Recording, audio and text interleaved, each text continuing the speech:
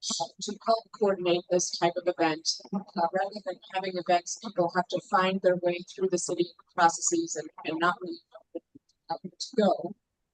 And so I was hopeful that we could start a process to help coordinate this type of event. I'm myself in real time.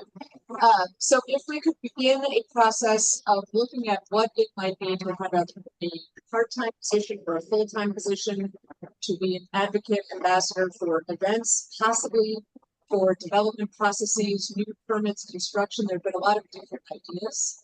But since we are early in the budget process, if there's consensus to look at that, possibly in partnership with the Chamber of Commerce, and I do know that Ashley was with us today, would be able to support this effort in some way. I think it would be great to discuss and see if there's an opportunity to have that funded for our next budget.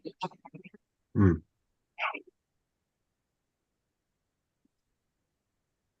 Are there any comments or questions from the commission? Yes, Commissioner Shurtleff. Thank you, Mayor Pro Tem Dean. I would be absolutely in support of this. I attended that event down at a local small business, and we've heard from the downtown businesses, the BID, the chamber, and other partners that what we did for parking in terms of creating a kind of a committee. I don't know what this will look like, but I had a conversation with City Manager Burton on Friday. I understand that there's a before and after deal, but I would be in support in concurrence of, talking about, do we have a point person as a navigator for events or business permits or event permitting, just to make it a little easier. I'd be happy to participate in that as well. Thank you.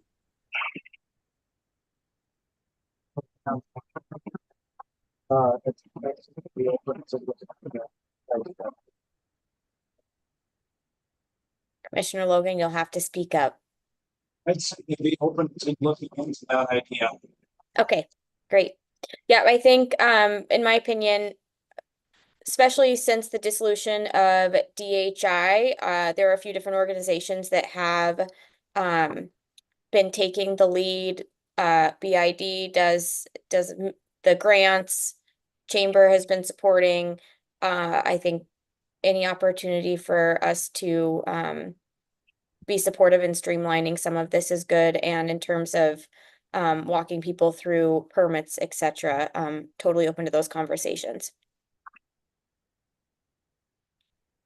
Okay, any other commission comment or questions? All right, we'll go ahead and move on to the recommendations from the Helena Citizens Council. I believe we have Representative Sondagob.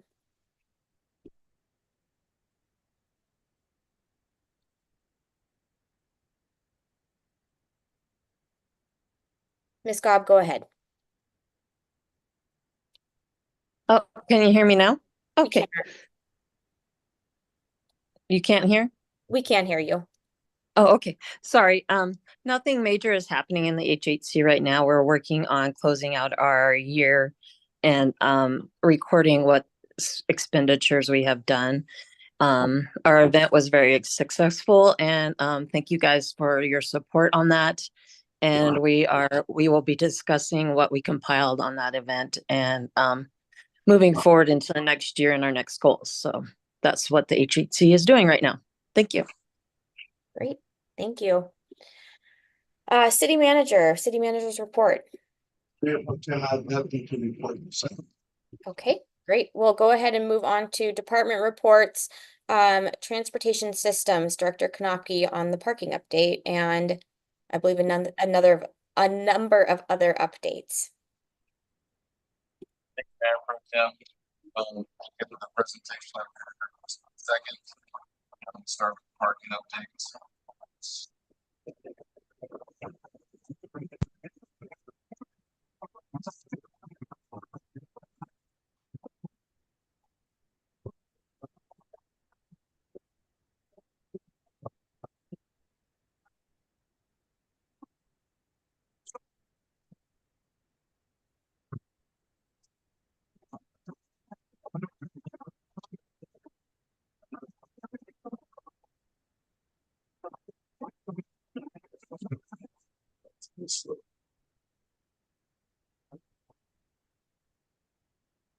Thank you, Mayor Pro Tem and Commissioners. So, as you've seen in our presentations in the past, we've thrown in a little historical perspective.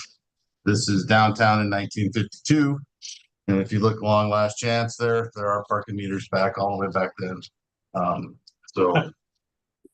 Kind of what we're going to go through here is the budget overview, parking, the street lots and garage permits and users, operational changes, both ongoing and proposed, and then a public comment review of those public comments that came in a couple weeks ago.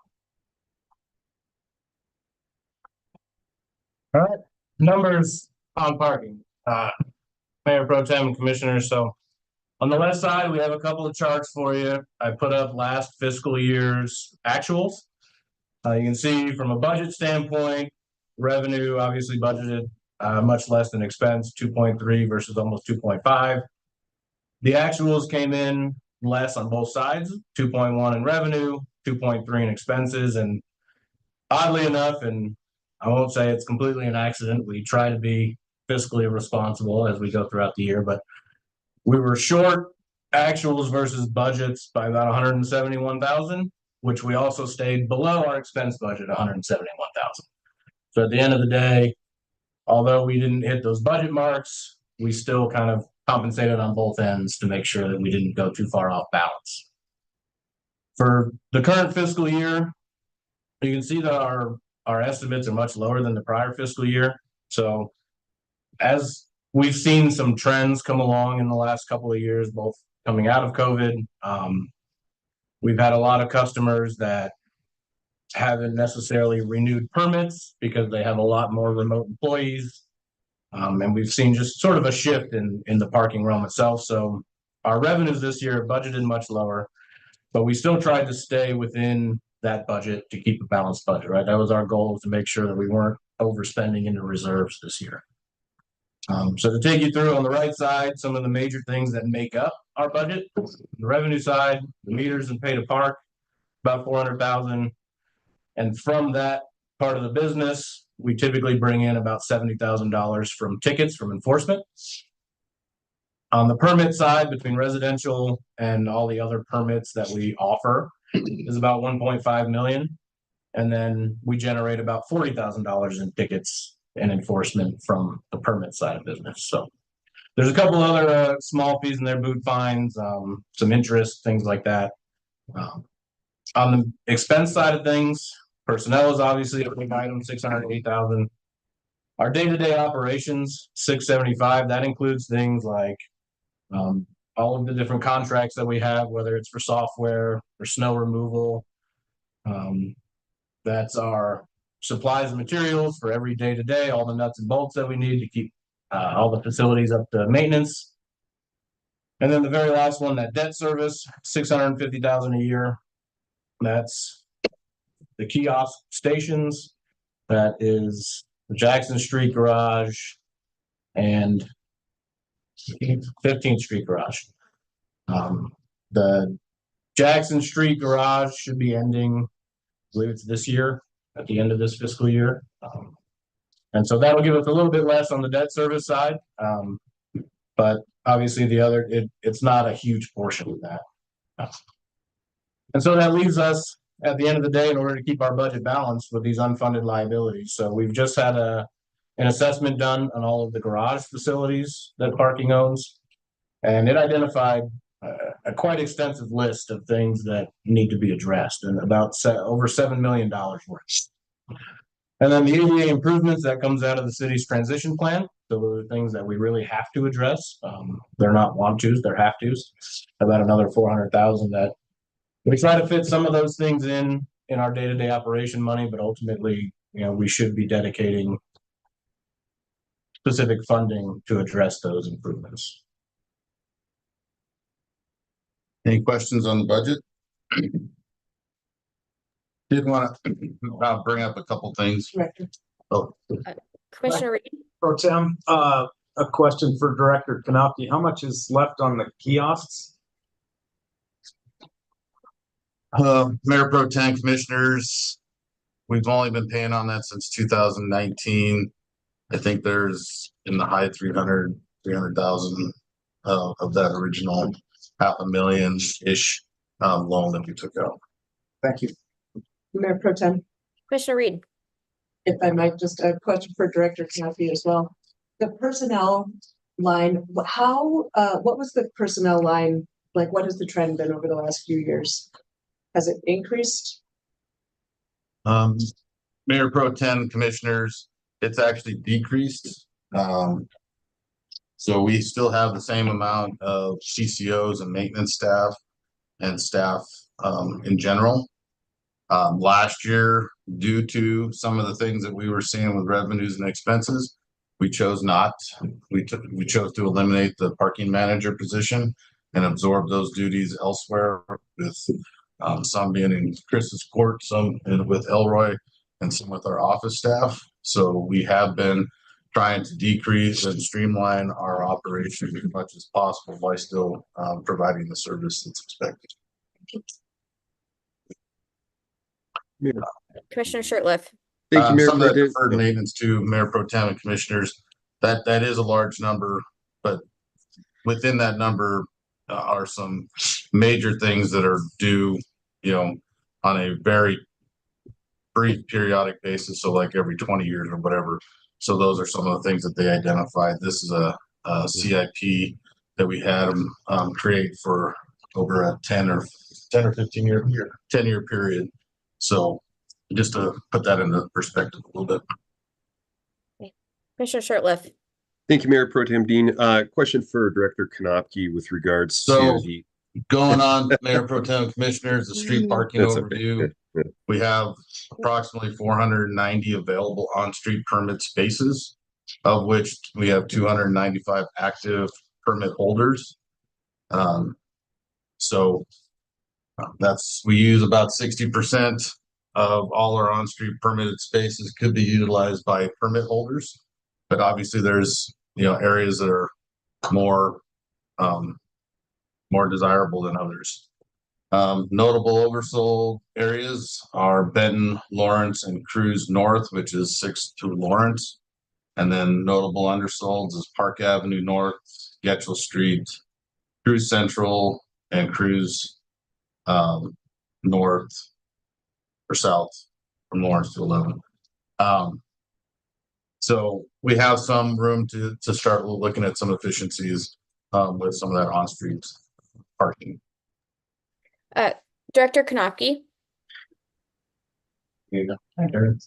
So, Uh-oh. permanent parking in the lots that we have.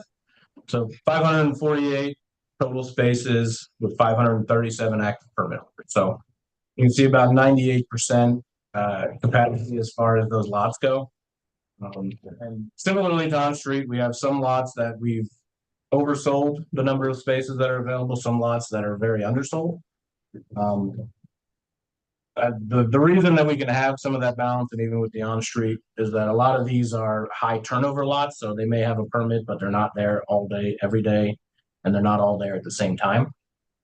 So we've tried working in some new guidelines when it comes to our permit sales to make sure that we don't go too far over that line on the overselling, to make sure that if you do show up and you have a permit, you have a place to park.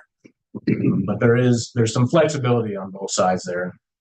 Lot 5 over at the Chamber Building and lot 15 over by Front Street.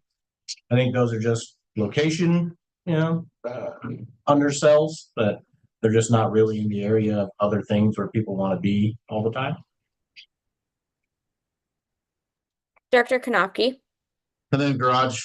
So 6th in Getchell, we have 840 total spaces. 588 of those are available for permits, and 564 of those are active permit holders. So we have a one-time capacity of 96%. I know we're looking at 6th. That doesn't look that way because the top deck is always, pretty sparsely used, but those lower levels are pretty well packed all the time. And, some of that is just because going back to if you buy a permit, which is costs you more than just, we want to make sure that you have a parking space when you park there. Oversold, Jackson, we have 199 permits sold for 180 spaces. Jackson is one of our most popular garages for permit parking. That's why we converted that to permit parking only, because the lower level, that was the only level that was pay to park. The revenue from the pay to park wasn't, we felt we could provide a better business model by getting some of these permit holders that wanted to with the residential areas close by. Undersold, Getchell, 180 permits sold for 299 designated spaces.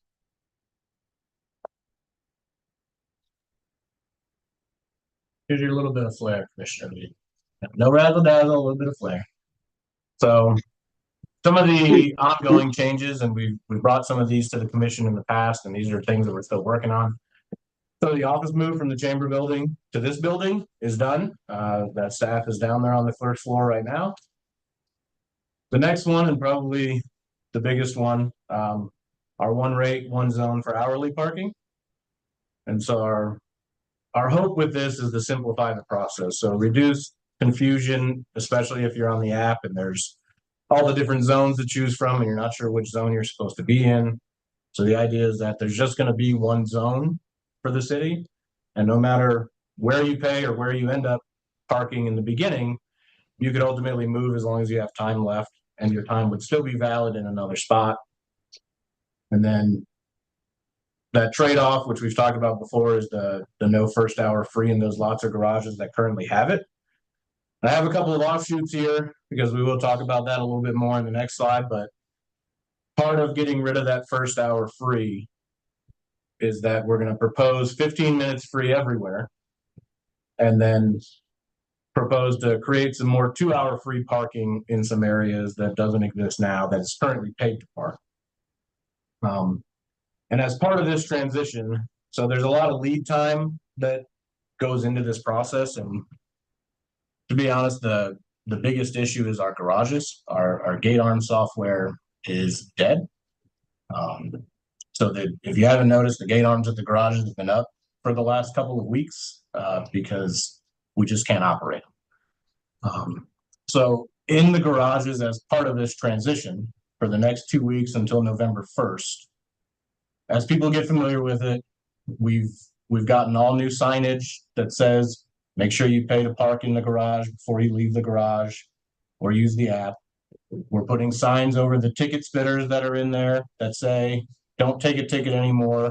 Please make sure you go to the kiosk. Remember your license plate. So we're doing everything we can to try and make that a smooth transition, but we know there'll be some hiccups. And so as part of that, in the garages for the next 2 weeks, rather than issuing tickets under this pay to park idea, since it's a new idea and people need some time to adjust, we'll be issuing up to 2 warnings for the next 2 weeks. So if you park in a garage that you're used to taking a ticket for and you just forget, you don't go to the kiosk, you'll get a warning the first time. The next time we go in there, if they run your license plate, they'll see that that first warning was there. They can give you a second warning, and then for sure after that, the second time, you'll get a ticket for the third time that you've not paid. So that's, again, part of our hope to try and make it a smoother transition, give people time to adjust to the new operation in those garages. And I say just the garages because nothing really changes for pay to park anywhere else. If you're in the surface lots or you're on the street, you're still doing the same pay to park operation that you've always done. The only thing that'll change is that instead of having to choose a zone through the app, you'll just have to choose one zone instead of choosing between a bunch of them. So, Mr. Cooey, Commissioner Shurtleff had a our next question. piece, our web-based features. So we're Hello? My mic's not working either. Mayor Pro Tem, just a question for Mr. Cooey. What would be the cost of the ticket? Because my understanding now is we have a number of different ticket levels and costs. So under this proposal, what would be the cost of a ticket if you get your second warning and are now ticketed? So Mayor Pro Tem and Commissioner Reed, Currently, I don't know the ticket rate off the top of my head in a garage. Part of our proposed changes.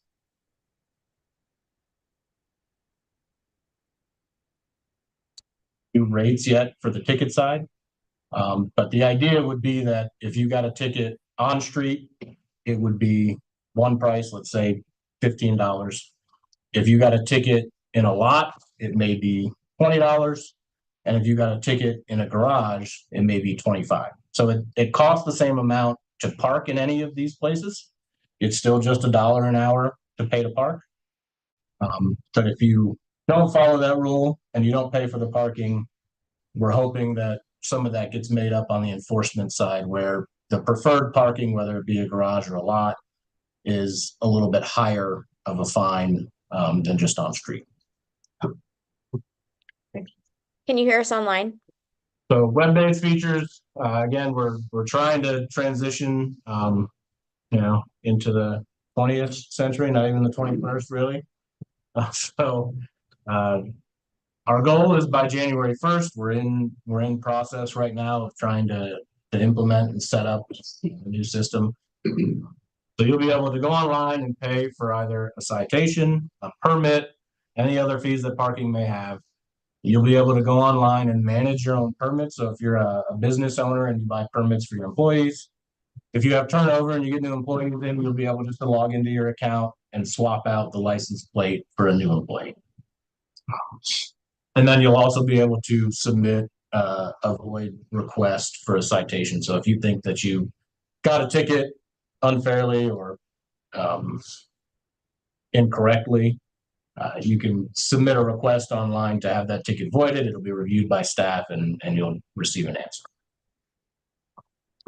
Mr. Cooey? The last piece of this is our license plate reader. So this ties into kind of our failure of the gate arm devices. So at the time that those really started to go bad a few months ago is when we started thinking about these operational changes.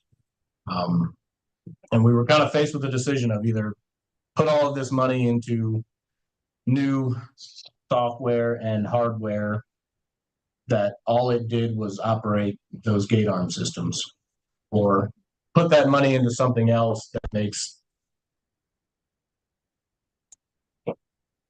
We opted to go that route, and that's why the gate arms are going away and the kiosks are going into the garages. And so as a part of that, we're investing in a license plate reader for the parking vehicle that we have. And that'll help our enforcement officers with their efficiency to be able to drive through. It'll read the license plate for them as they drive by. And regardless of the parking rights, as they call them, that they have, whether they've paid or they have a permit, it'll automatically ding them and say, this person hasn't paid and they don't have a permit. They don't belong here. They get a ticket. And they'll be able just to get out, place the ticket, and move along. Any other questions on ongoing changes? Mr. Cooey? Mayor Pro Tem. So this, what you've proposed here, I know we recently had a public comment period on some changes. Were all of these things available for the public to comment on, or is this different than what was in the public comment? Mayor Pro Tem and commissioners, some of these things were in the public comments. Some of these things we just had to make a decision because they're operational and we were having a failing system. And so, some of these things we moved forward with operationally, and some of these were like the first hour free was in the public comments. So a little mix of both, but ultimately we had to get the operations back moving forward. And so that's why some of these were, we discussed internally with staff and made some decisions to move forward so that we could get things moving versus having to, we didn't know when the software in the old Designa computer was going to fail. We were hoping to band-aid this through the end of the year so that we could do a real soft rollout of some of these changes. But when it started to fail and fail hard, we had to do something, or else we just didn't have any enforcement or control of who was parking where, at least in the garages at 6th and Ketchum.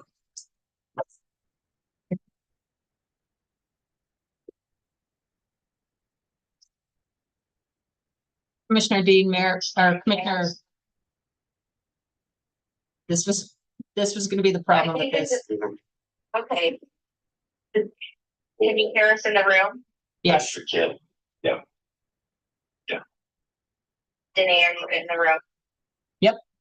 can you hear us? Okay, cool. Yes, we can. I'm not sure if the people on Zoom will be able to hear, but I don't think so. Hopefully it's loud enough. So, Commissioner Shirtliff had a question for Mr. Campos. Yeah. Thank you, Mayor for Tempe. Are you guys reading me over there? Yes. Yes, awesome. Director Kanopki, with regards to the budget, do we have plans to take a bigger bite out of that principle for that parking kiosk? Because I know it's quite a bit of money and it's kind of an albatross around our neck. Is there plans to bring that down faster? Mayor Pro Tem Commission, that all really depends on our revenues coming into parking. I mean, there's always an opportunity to take a bigger bite out of any loan. It's just, do you have the cash to do that? And right now we don't. We're not even funding any capital projects this year in our budget.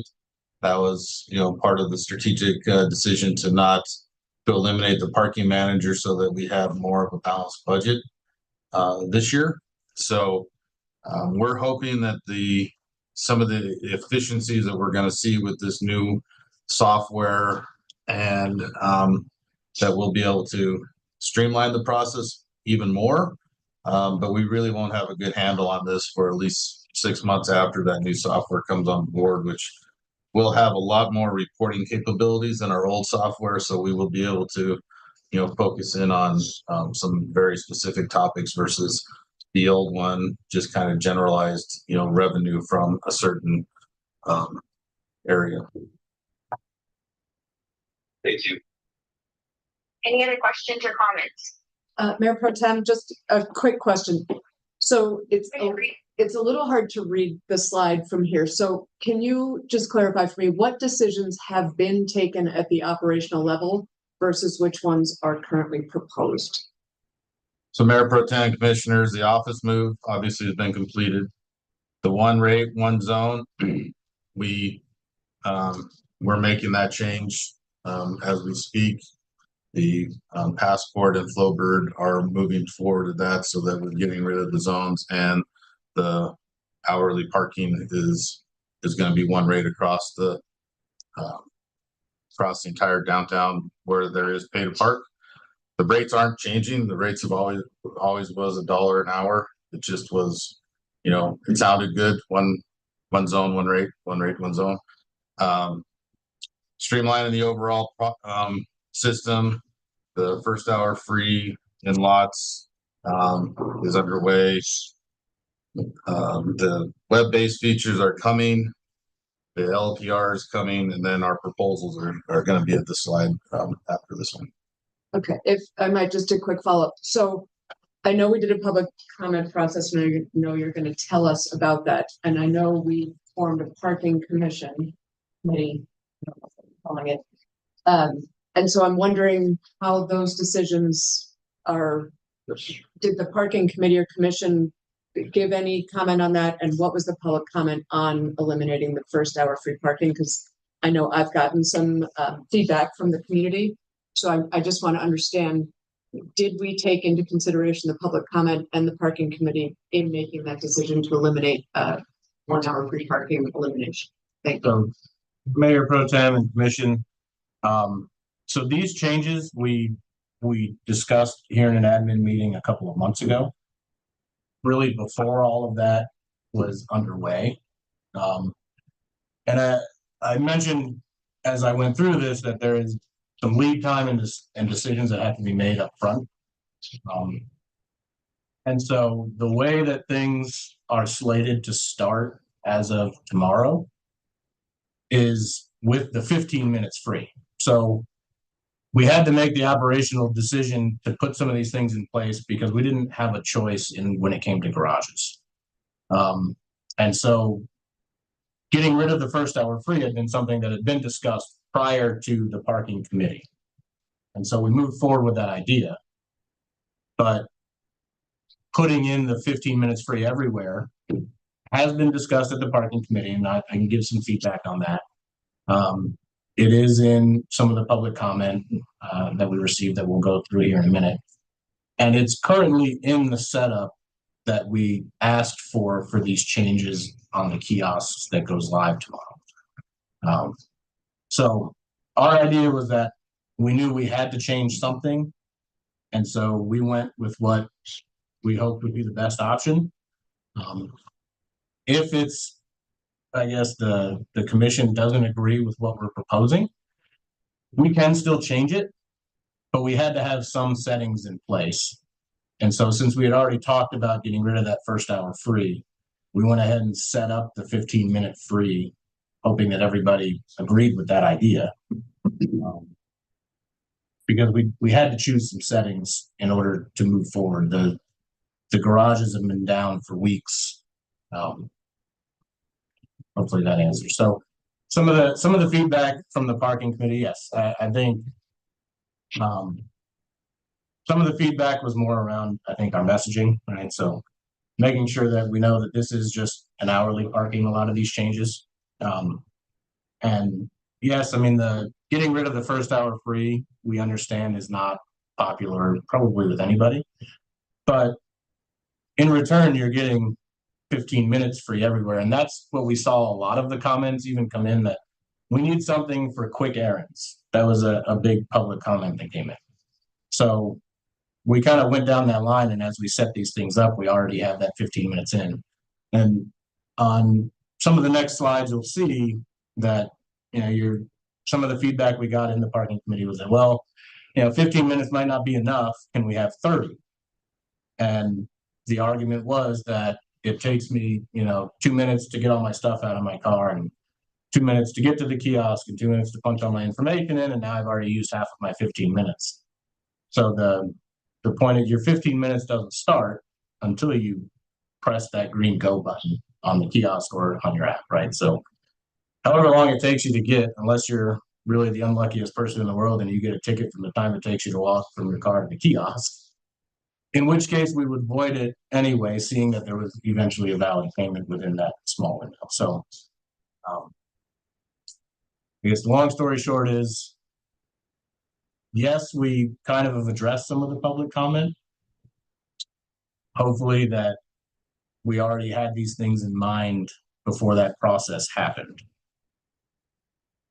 And Mayor Pro Tem and Commissioners, we weren't able to address all the public comment exactly, but I think we made an attempt to address the majority of the public comment in some respect or fashion. And I hope you'll see that in this next slide is the proposed changes.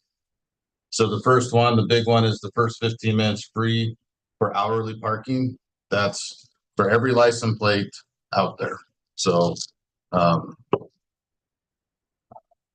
so when you went down and you would type in your, like Chris was saying, the time doesn't start until you press go. So the time it takes you to get out of your car and go, get in line for a coffee or go, get breakfast or whatever, and you're using your app, until you hit go on that, your 15 minutes doesn't start. And there is a buffer in the system that will be there, so that obviously there is time that it takes people to get out of their vehicle and go where they're going or get to the kiosk or whatever. So that's what that buffer's for. And that's where, if somebody were to get a ticket, that would be that would be a voidable ticket. Unfortunately, we can't just have an automatic void due to auditing practices, but the new software has an electronic adjudication process. So within the software itself, you can just get on your phone, say you want to avoid this ticket, reasons and everything else, and it will be automatically submitted. So you won't have to go to the parking office and get a paper form and fill that out. So we were asked by the Parking Advisory Committee, what did that equate to dollar wise for getting rid of the first hour free parking versus instituting the 15-minute free. So what we have here is the worst case scenario on both ends of the spectrum. So at best, we could gain, $30,000, and we could, or worst, we could gain 30, and at worst, we could lose 50, doing the 15-minute free for everywhere. Not only were there comments about the first hour free, but there were comments about expanding free parking opportunities, more 15-minute free parking so that people can run in and run out. So that's where we felt allowing this 15-minute free parking per license plate really addressed more comments than just the single first hour free wasn't popular of getting rid of. That way you're not reliant on just a lot or a garage. The second one is removing individual meters. So anybody that's been downtown knows that there's a fair bit of individual meters out there.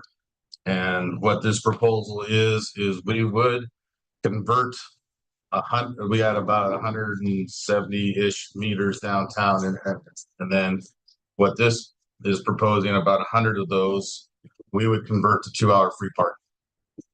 And so there's meters along Placer between Park and Jackson. There's meters on Lawrence along that same corridor.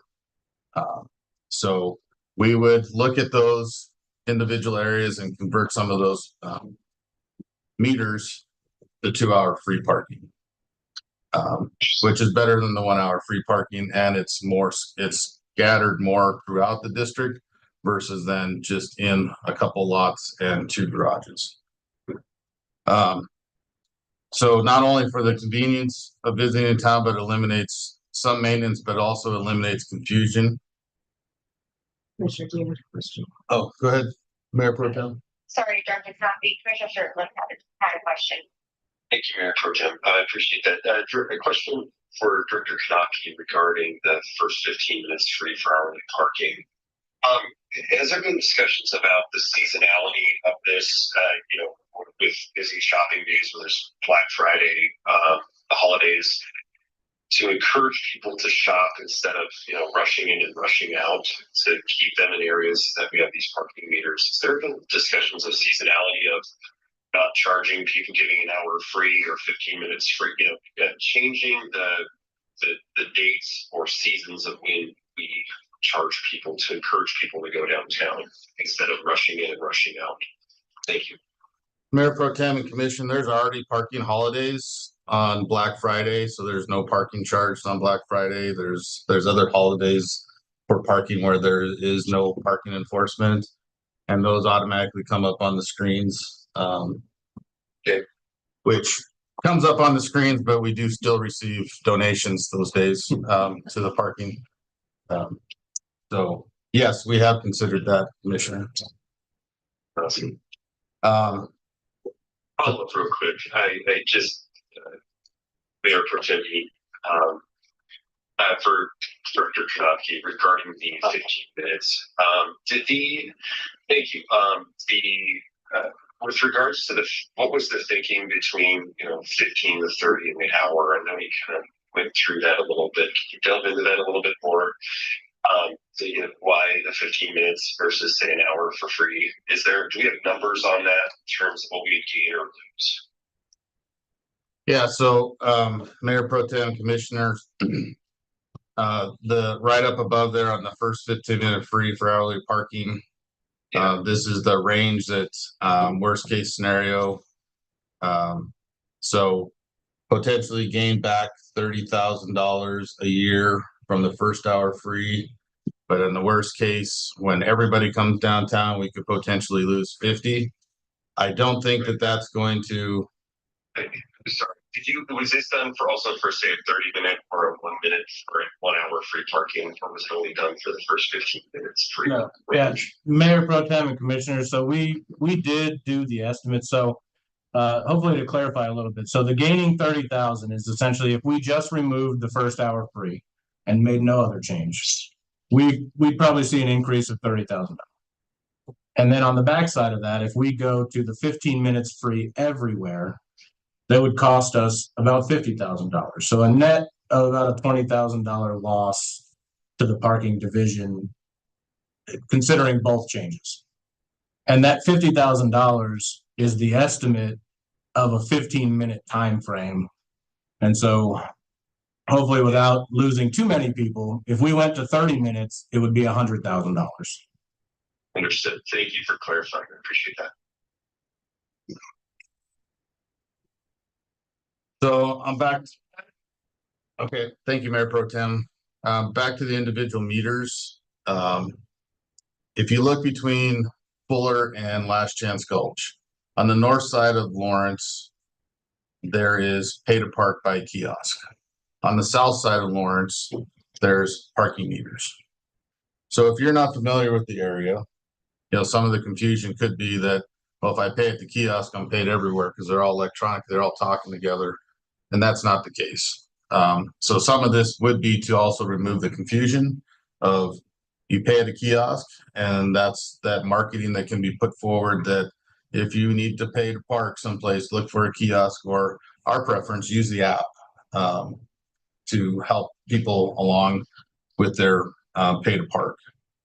And then, as we talked about before, restructuring tickets, hourly rates would stay the same, but the back end, the tickets would differ depending on where and what the citation was for. And then code changes. There's some unnecessary language in the city code right now that does not typically pertain to where we're at now. Some of it needs just to be updated to current language, to current practices. So in discussion with the city attorney and in their review of the code, there's a lot in there that could just be in a policy versus in city code. So what we have proposed, at least on a first pass, so that we could see if we're on the right track with the attorney's office, is what would stay in code and what we would revise, and then what would move to a policy. So that if something were to change, instead of having this big, long city code section and having to come back to the commission and do that whole code change, some of that would be in policy, where we could come have the discussions with the parking advisory committee, have the discussion with the commission, and then update a policy versus updating city code to try to streamline some of these processes. With that, are there any questions on the proposed changes? Mayor Pro Tem, if I might. So if I understood correctly, and I want to start by saying I appreciate all the work you have put into this, and just clear you have done a lot of work on this. It feels a little bit from where I'm sitting like it's proposed, but it's starting tomorrow. And that some of this has already been done.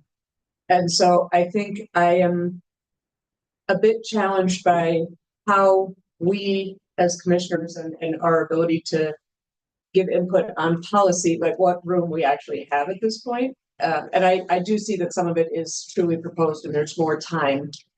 But I'm also hoping that the next slide contains information about the public comment and input from the parking commission, because in an ideal scenario, we would have all of this that you've just given us, the public comment and input from the parking committee, and then we would be able to make our recommendations on policy. It feels like we're a little bit out of whack sequentially. So Mayor Pro Tem and commissioners, yeah, that's what we had hoped also, so that the parking advisory committees only had 2 meetings, and one of those meetings there was some technical difficulties, so we didn't really have as much time. We were supposed to get through the bylaws that first meeting. We didn't. We ran out of time, so that got tabled to move to the second meeting. The second meeting is similar information was presented to the parking advisory, just in a little bit different format. So, long story short, yes, we would have loved to have some extra time, but part of the reason that we had to go down this road was that the Cigna computer was dying, and we were band-aiding it as much as we could And do we spend that $40,000 to $60,000 updating a server on something that potentially is still going to be out of date and that software just for those 2 garages, or do we try to streamline the entire process and go down this road? Yes, we have the 15 minutes starting tomorrow, but we had to do something to be able to, with the 1 zone, 1 rate, we couldn't just do 1 hour free parking in certain locations without having extra zones. So to get back to the 1 zone, 1 rate, that's where we had to make that operational decision to do the 15-minute free everywhere.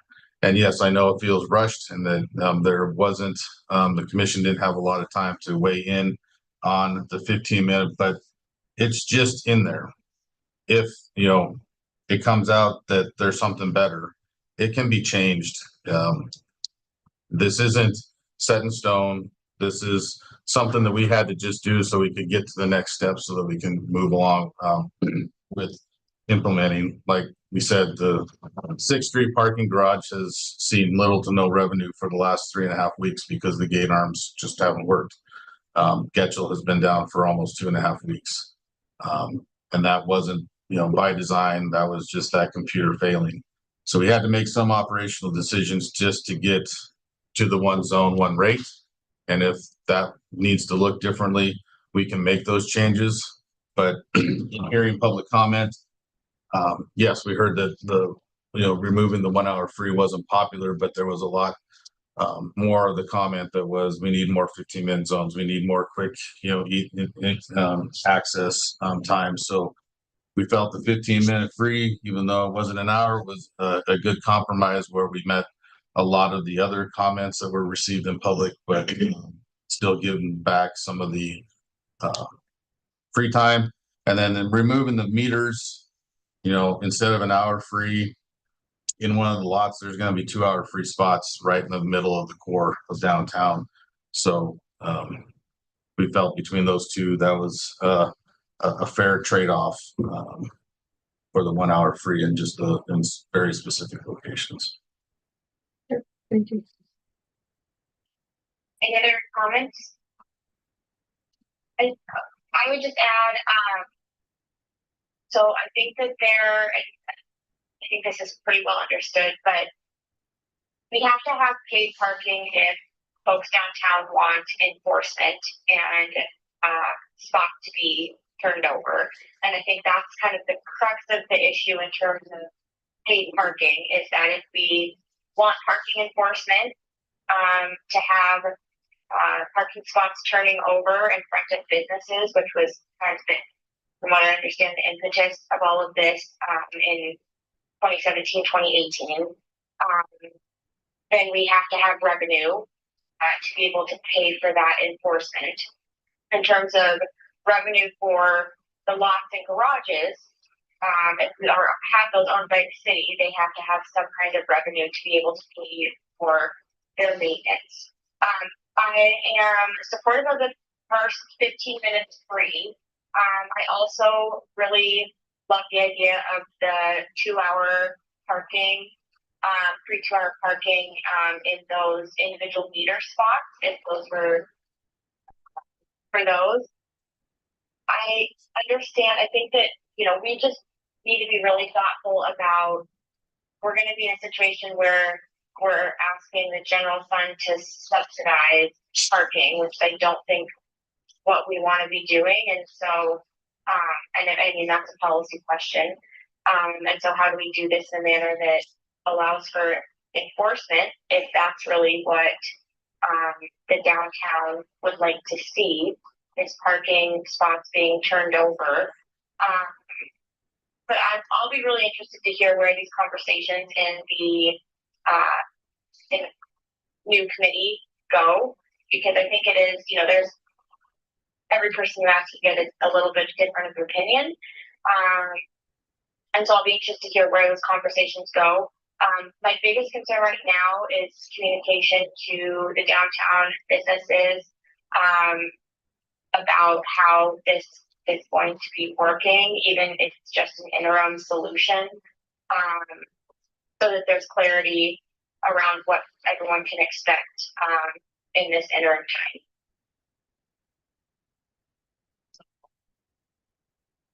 Mayor Pro Tem will make sure to communicate as much as we can. Cool, thanks. Okay, and did you have additional updates? Yeah, yes, Mayor Pro Tem, we have the summary of the public comment. Go for it. Mayor Pro Tem and commissioners, we did our own summary of the public comments. And we had sent it to the clerk's office, and deputy clerk ran it through Copilot all night. And I'll just say Copilot did a much better job at summarizing the comments than a bunch of percentages that we gave you as far as numbers go. So, you know, the first one, first hour free, strong opposition to removing the first hour free, with many believing it supports quick errands. Again, quick errands, local business to local businesses, and should suggest expanding free parking to all lots. So, you know, in response to the free parking at all lots, as you saw with our overall summary of our parking and our permits in our surface lots, that's where a lot of revenue comes from, is our permit parking. And so if we were to get rid of that and, you know, open up all our parking areas for free, then that revenue would have to be made up someplace, or expenses would have to be cut at some level. So, but again, we saw quick errands. So I think that supports that 15 minutes free. Impact on businesses, concerned about negative effect of high parking fees on downtown businesses and their employees, just including discounted free passes for employees, maintaining free parking to support local commerce, and it's ensuring parking availability for customers. So a couple of those, ensuring the parking availability, is where pay to park came from. The discussion on discounted parking for employees, that is one of the main purposes that the Parking Advisory Committee was formed. And I think once we get through some of the administrative stuff for the parking and get them enough information that they feel comfortable, you know, moving on, I think that will be part of our future discussions on how to tackle that. And you know, what options do we have in that realm? So parking meters, frustration with current parking meters and kiosks, with calls for a more user-friendly system and ability to pay for shorter durations. Getting rid of, you know, some of the meters, so that should hopefully reduce some of the frustration, and then you're just going to be used to the kiosk or your app. Shorter durations, what we have requested from the software company is that you can pay for your parking in half-hour increments. So if you're first, you know, you get downtown the first thing in the morning and you know that you're going to need just a half hour, then that half hour would cost you a quarter, because you get that first 15 minutes free, and the second half 15 minutes would be a quarter. And then we're working with the chamber on getting some new PSAs out on use of the kiosks and the parking downtown overall. Quickly, cost effectiveness, proposed changes, request transparency, the budgets online. We presented to the Parking Advisory Committee, and we'll be working hand in hand with them on trying to figure out the best way forward budgetarily as we move forward. Alternative parking solutions, you know, suggest for dynamic pricing, seasonal rates, employee parking, more bike racks. That's an odd one. We don't enforce bike parking right now in the city. And then free 15-minute parking spots for quick errands. So that quick errands at 15-minute was a very repetitive comment that we saw through the public comments. So that's where we felt that the you know, best bang for your buck was to give everybody that free 15 minutes to do their quick errands. The dynamic pricing, you know, some cities during peak hours in the core will raise their prices. some places their core is, 2 or 3 times the price of the next block over to promote people from moving out of the core. So I mean, we could definitely look into that, but I don't think that's the intent of the comment. And maybe it is, but a lot of these comments came in anonymously, so we can't really follow up with folks. But hopefully through the Parking Advisory Committee, we can have some good public discussion and try to work through some of these. And again, general opposition to paid parking. We've heard this a number of times. Suggesting paid park deters visitors. Our kiosk numbers, don't show that. Because they're level, they're right there. They haven't made a steep decline or anything like that. So some commenters believe that only parking structures should charge fees. Again, if that's the case, then that permit parking that we do for on-street and the parking lots would have to be absorbed someplace. And does that all go to the permits for the parking garages, which would, make those significantly more expensive and probably push people out, because then they wouldn't have to pay for parking if everything else was free. Accessibility and safety, better bike access, safer conditions for pedestrians and cyclists, and free parking for medical and therapy appointments. That's, I don't, again, some of these issues we're just gonna have to work through with the Parking Advisory Committee. The support for simplification, there was a good handful of comments about the structure and the suggestions that the uniform rate and zone was positive. So it's not the registration and enforcement. This is for legally registered vehicles. That would be working with PD. So if we come across a vehicle that doesn't have current registration, working with PD to get those vehicles addressed. Supply and demand, it's an opposition to the flat rate, but supply and demand parking. So that would still go back to the core being more expensive versus the outer blocks. So we hoped that we felt with some of our proposed and ongoing changes that we addressed a lot of these. Are they perfect? Probably not. We recognize that, but again, we had to do something to keep the ball moving for this software implementation, because that takes time for them to get all our old data, get the software in place, get the car outfitted, and all this takes additional time. And that's just we just made the decision to get some of the stuff rolling so that we could get moving, and hopefully it's received well. I guess we'll see. Mayor Pro Tem. Commissioner Logan. Thank you. So, not the Parking Advisory Committee, when is their next meet?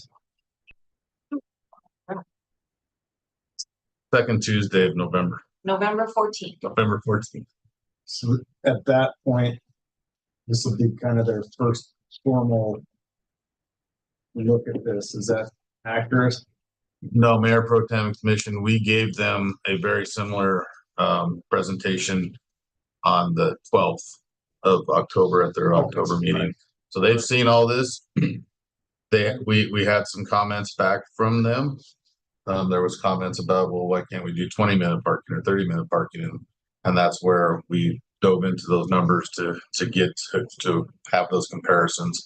And so the next meeting, yes, I know we'll be talking about numbers and some of these other topics too. So they have seen everything we're looking at today. Yes. Okay. Sorry, I misunderstood. Just in a little bit different format. We spruced it up and tried to make it a little bit flashier. Chris had some time on his hands. So.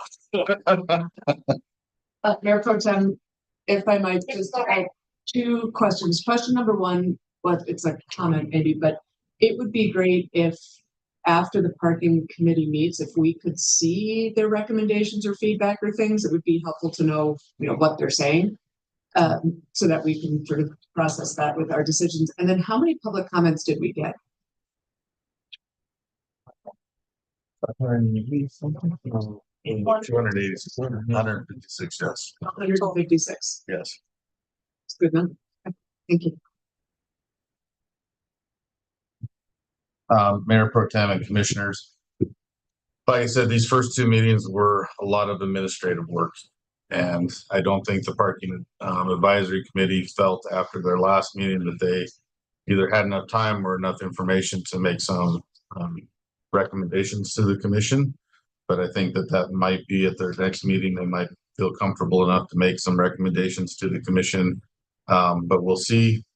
But we will work closely with them on, you know, not only these, but future policy decisions so that we can bring those in the fashion that we had hoped for this process. But unfortunately, our time was cut short due to non-effective software. And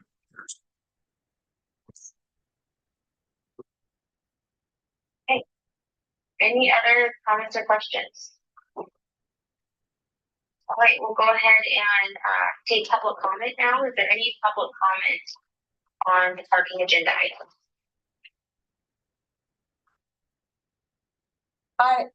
item? Mayor Pro Tem, I have public comments. My name is Julia Gustafson. I'm on the Parking Advisory Committee.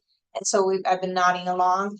And I'll just say, yeah, we talked last Thursday. We saw this for the first time.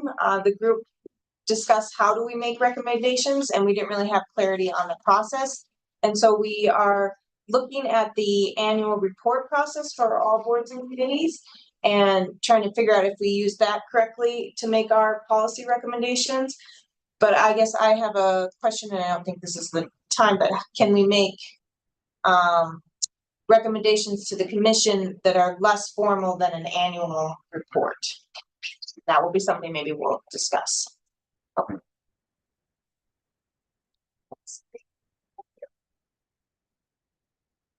I think, is there any other public comment? Mayor Pro Tem, I see no other public comment at this time. Okay. You know, I think that's, the public comment raises an important point. I don't think the annual reports were meant to necessarily, they were meant to consolidate broader ideas and budget considerations. I think that it's appropriate probably, and I'd be anxious to hear what the rest of the commission thinks. I think it's probably appropriate for the commission to ask a committee for a specific recommendation on specific topics. And I think that considering that we are bound by some of the timelines of these softwares becoming non-existent or needing to change, I think that's a timely thing that we could ask for recommendations if that's something that would be helpful in this implementation. But I'd be open to others' thoughts. Mayor Pro Tem, it would be my hope that we would be able to access recommendations going forward from both this committee and all other boards. I think that's what they're there for. So yes, I would support a more informal consultation process as things come.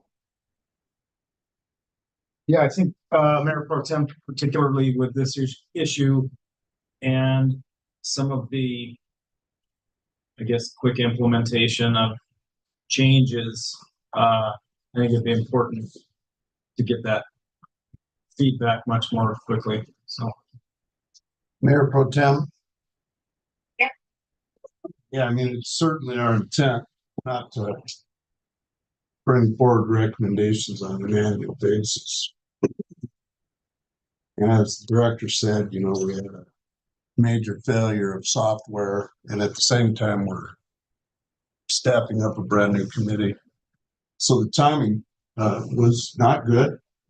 But I think when the Parking Advisory Committee has digested the information and is making policy recommendations to the commission, we'll schedule them up for your consideration.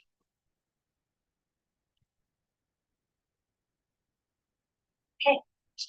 Any other questions or thoughts? Commissioner Sherlett? Thank you, Mayor Pro Tem. I appreciate that. I would absolutely be in agreement with having less formal process. I think we've got a lot of folks that are passionate about the various topics. That's why they applied, and to give them avenues to help contribute to these discussions, especially if we can pivot quickly and ask, say, the parking advisory committee and say, what are your thoughts on these items? Or I just think, leading to once a year, I want to make sure that these folks have an opportunity to participate. Also, too, public comment is always welcome, is my understanding. And so I think if folks want to be at these meetings and have their voices heard, but as an individual, not speaking for the group, of course, but yeah, that's I think that's perfectly reasonable. Thank you. All right, so our next item, I believe we have additional transportation system updates. Thank you, Mayor Pro Tem and Commissioners. I will go quickly since I took up so much of the initial time. Custer update. We are currently working with MDT on a funding agreement so that we can construct Custer from Montana to Henderson and not piecemeal it in. So we're working with MDT to try to formulate that, what that looks like. Construction was followed. Once the design is complete, the time frame, we're hoping 5 to 7 years, hopefully sooner.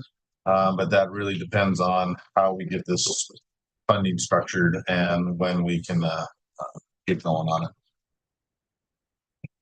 Mini malfunction updates. We've received statements of qualification for engineers to do the design of mini malfunction to convert it from the current non-working signalized always stop intersection to the roundabout. We did get a engineer report per MDT's request to see if a stop controlled intersection would work. I think in practice it's working just fine, but we had the engineers, so we'll be putting up more permanent signs that will be a little bit bigger, a little bit brighter, and I'll get rid of the temporaries. The design is slated for 6 to 8 months, so potentially could have budget allocated for construction in the next fiscal year. Lawrence and Last Chance, we had another intersection study done there by Dow Consulting. We will be scheduling a public meeting to present those findings of that intersection. Basically redoing that intersection to enhance the pedestrian crossings and to mitigate some of the other concerns that were at that intersection.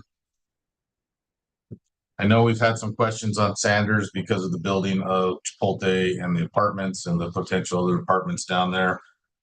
Yes, traffic is increasing. Yes, congestion is increasing. The Custer project will definitely impact that by giving capacity out on Custer. So, but we are also working with MDT to move the signal that's currently at Harris and Cedar there on the street of the post office, move or add a signal to Cedar and Sanders to help meter out the traffic that is going to be coming. People are going to find a way to get around the congestion, and one of those routes is to go down to another signalized intersection. So we're working to try to mitigate those traffic concerns over there. And then finally, the snow and ice plan, angled parking. Per our current snow and ice plan, the city doesn't plow angled parking spaces. It's kind of a two-edged sword. If you plow them, then you plow all the snow into right in front of the parking bumpers or curb. And since most angled parking is at curbside sidewalk, that stays out 3 feet or so that the snow doesn't end up on the sidewalks. And by the time you have to take that 3 feet plus the snow berm, now you got cars sticking out into the driving lane. If you plow them on the edge of the travel lanes, then it's difficult for cars to get in and out of the parking spaces. So, we'll be probably bringing this forward in the future just to have a bigger discussion with the commission on that. But just wanted to give you a heads up on that. And that is all I have for a transportation update. I'll be happy to answer any questions. City manager? Thank you, Mayor Pro Tem. I think at the next administrative meeting, we're also going to have an update on Cruz Avenue and where we're at with some proposals from the Allen Housing Authority based on my plan. If I recall correctly, it's probably the next administrative meeting. And I know the Commissioner Reed has requested. Mayor Pro Tem, Yes, Commissioner Logan. thank you. Question for Director Kanopki. So relative to the intersection, mini malfunction junction, is direction set?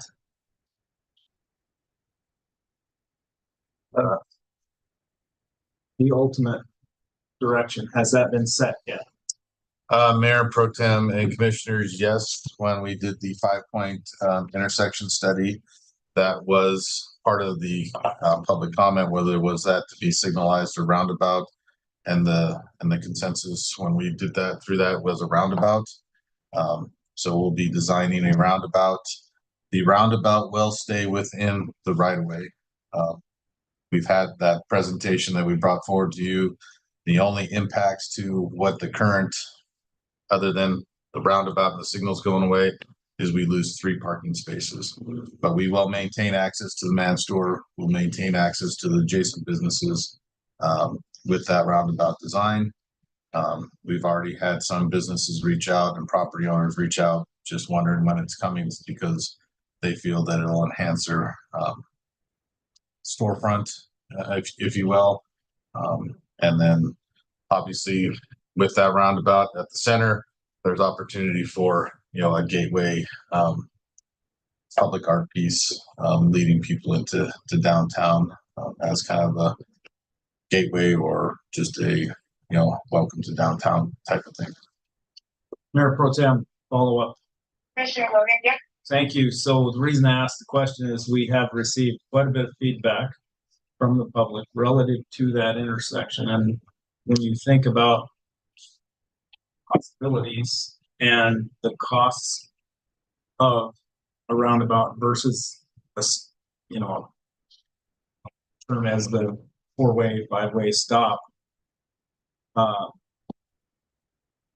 we didn't have the data, well, not data that we have now, but we didn't have the public's experience with the intersection being regulated by stop signs at the time. And I don't know what the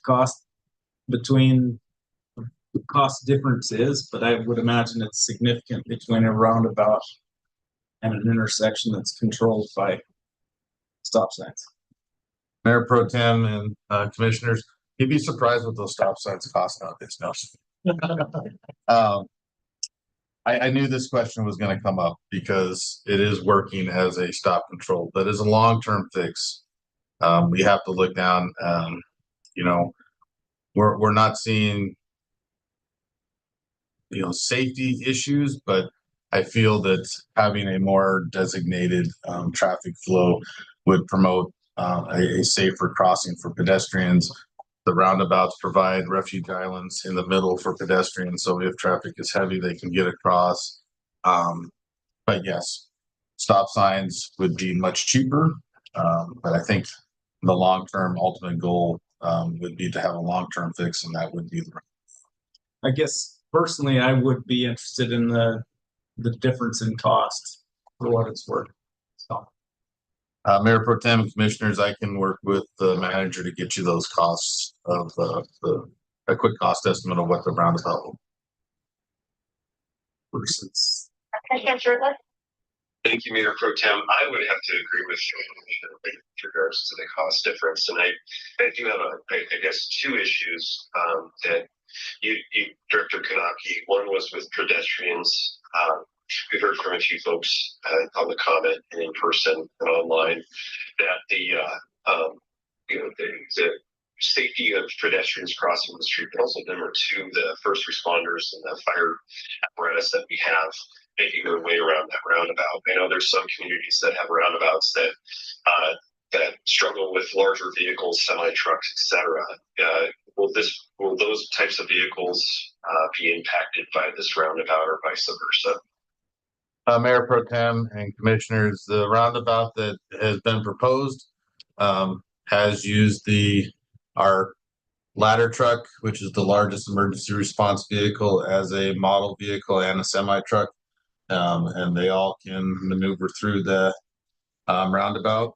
The actual driving lanes, yes, they're smaller, but it has a mountable apron so that the larger trucks, the trailers, as they make the corner, can move up onto that mountable apron and then make that turnaround. Okay, thank you. City Manager? So Mayor Pro Tem, Director Knopke, is it correct that we had to get the signage approval from MDT for that intersection? Yes, Mayor Pro Tem and Commissioners, we had to do an engineering study so that we could say, yes, the stop signs work, which in practice, they worked without the engineering study. But the signage plan, we had to get approved so that it met the METCD. So is that a state controlled intersection or is it a city controlled? It's a state controlled intersection. And I think that also is part of the discussion that we have relative to the future design of the project.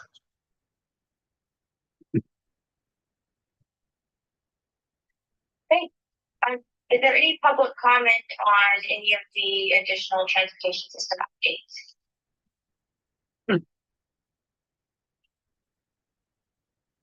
Mayor Pro Tem, I see no public comment at this time. Okay, great. We'll go ahead and move on to the resolution of intention to set rates for the Helena wastewater system customer. I don't know if that's going to be looped in with the water system rates, but I will pass it off to the Director Leland or Danielson. Mayor Pro Tem, it's Director Leland will be giving the presentation. I'd like to just do both of them at the same time, wastewater and water. We are looking at a 4% rate increase for the wastewater and a 3.5% rate increase for water. These are in line with the 2022 rate study that was completed by the city's consultant. It is in line with what other cities are doing this year. Most of the other major cities are going around 4% for both of them. However, last year they did double digits, pretty much every single one of them except Butte, which didn't have any rate increase, and they're their own little animal down there. But they had double digits, and we only had a 4% in wastewater and a 0% in water. So overall, looking at it for the past 2 years, we're well below what other major cities have done. We're trying to compile where we are at the rates with the other cities, but everyone's changing. So we don't have an accurate one right now, but we are working on that as we work to the resolution to find out where we're at with that table. Some of the things I think we're doing a great job because chemicals have increased 30+%. Some of them like chlorine have increased 50%. We're seeing capital projects, the bids come in 10+, 15% higher than what we have seen in the past few years. So just with our operation and streamlining, we're still able to keep the rate increases down to a manageable level that matches what our rate study has predicted that we will be. So with that, I'll answer any questions that you have. Mayor Pro Tem. Commissioner Logan. Thank you. So remind me, Director Leland, when was the study done? Mayor Pro Tem, Commissioner Logan, 2022. Thank you. Any questions or comments? I would just have one comment. I know that we had a pretty big presentation from the consulting firm that did this study. I think it was last year. One thing that would be helpful before the Monday meeting, I think would be either to have it in the presentation or maybe in a one pager in materials outlining some of the increased costs that have led to this 4%. You just listed off a couple, chlorine being 50% more expensive, 30% for other chemicals. I think having those outlined and then some of the capital costs that are included in this would be helpful, one, for the commission to have on the record, but two, for the public. And if we have a comparison with the other municipalities on Monday, I would really love to see that. Mayor Pro Tem, yes, I will get those numbers put together for the presentation, and if, depending on, everyone's trying to compile them right now, but other cities are going through the same process, so I will get something together for the as far as the tables of where we fit with the other major cities in Montana. Okay, great, thank you. Any other commission comments on this item? Is there any public comment on either the water or wastewater rates? Mayor Pro Tem, I see no public comment at this time. Okay, thank you. Okay, so we will go ahead and move to litigation strategy. This is litigation strategy discussion with counsel regarding the Bozeman Green bill. And I guess I would first ask the deputy city attorney for a recommendation regarding the closing of the meeting. Mayor Pro Tem and Commission, I would recommend that the city commission, or that you, excuse me, Mayor Pro Tem as the presiding officer, find or make a finding that holding this meeting open would be a detrimental have a detrimental effect on the litigation position of the city. But in order to close the meeting properly, Mayor Pro Tem, you would have to find that or make that finding that it would be detrimental. So okay, so as the presiding officer, we will move to close this portion of the agenda to the public pursuant to section 2-3-203 4A of MCA to discuss with legal counsel a strategy to be followed with respect to litigation. An open meeting would have a detrimental effect on the litigation position of the city, as the parties are not public bodies. We will reopen the meeting after that discussion and finish up the meeting.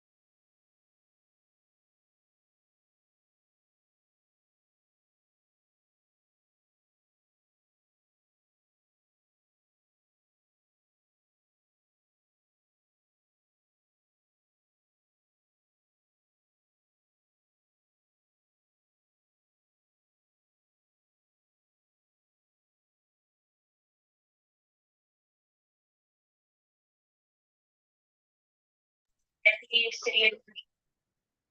Mayor Pro Tem and Commission, during the closed session, I guess I'd like to give an overview of what we discussed in the closed session. We discussed the history of the solar project, which was commissioned for the transportation shop. The city entered into an agreement with Bozeman Greenbuild for that solar project to be constructed. That project was allegedly completed around June 29th of 2023. The system ceased to function around July 5th or 6th, and the city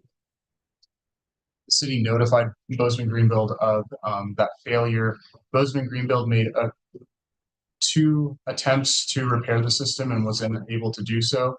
The system has not been operational for well over a year at this point, so it has not ceased, or it has ceased to function since July 5th or 6th of 2023. Bozeman Greenbuild believed that the city owed it the entire contract amount, and the city believed that Bozeman Greenbuild had not delivered under the contract because we did not have a functioning and still do not have a functioning solar system. Bozeman Greenbuild commenced a lawsuit against the city for breach of contract, and the city filed counterclaims of breach of contract, negligent misrepresentation, and a claim for liquidated damages, which was pursuant to the contract to which Bozeman Greenbuild agreed.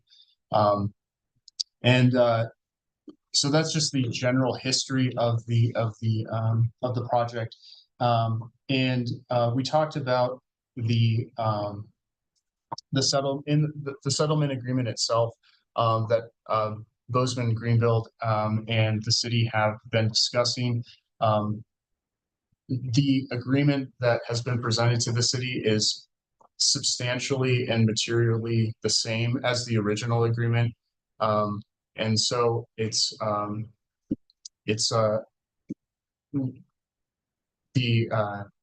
we concluded at the end of, or it was asked, we asked the commission for a consensus on a direction to go with this. And it seemed that the commission did give consensus that we'd like to move forward with this agreement, and the details of the agreement will speak for themselves if the commission does indeed decide to move forward with it. Well, the commission has decided to move forward with it, so we will execute the settlement. Great, thank you. Really appreciate that summary.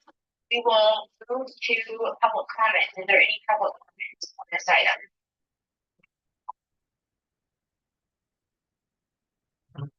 Mayor Pro Tem, I have no public comment on this item. Okay, great.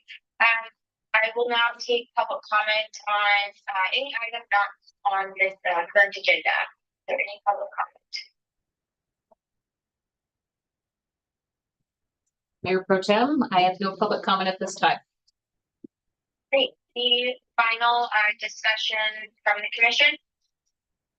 Oh. Okay, awesome. Thanks, everyone. Thanks to you all and the public for bearing with us today. And I would just like to note that our clerk deserves a round of applause for her getting it together. Well, thank you. Everyone calm down. Thank you, Mayor Pro Tem. Next meeting. Good.